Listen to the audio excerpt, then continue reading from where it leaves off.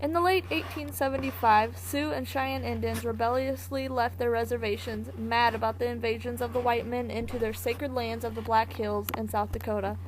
They went and gathered in Bighorn, Montana, with the great warrior, Sitting Bull, to fight for their lands. The Indians had 2 victories already over the U.S. cavalry, so they confidently decided to fight in the summer of 1876. To force the large Indian army back to the reservations, the army sent 3 columns to attack, one of which was led by Lieutenant Colonel George Custer and the 7th Cavalry. Custer spotted the Sioux village about 15 miles away along the Rosebud River on June 25th.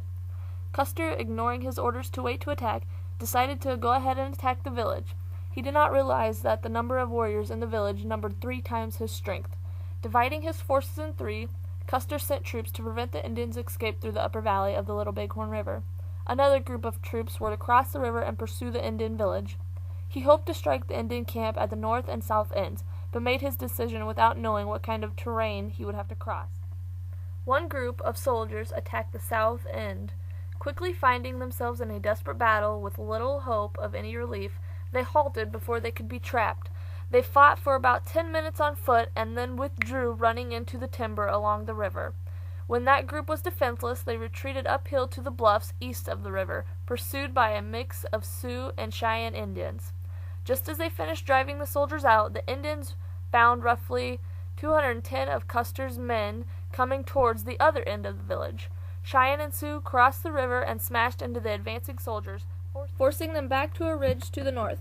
Meanwhile, another force of Sioux Indians under Crazy Horse's command swiftly moved downstream and then surrounded Custer and his men.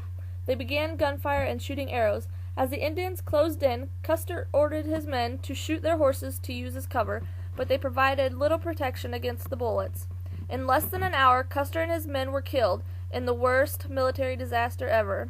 The Indians had achieved their greatest victory yet, but soon their coalition fell apart in the face of the white ambush. The white men were outraged over the death of a popular Civil War hero, Custer. The Black Hills dispute was quickly settled by redrawing the boundary lines, placing the Black Hills outside the reservation and open to white settlement.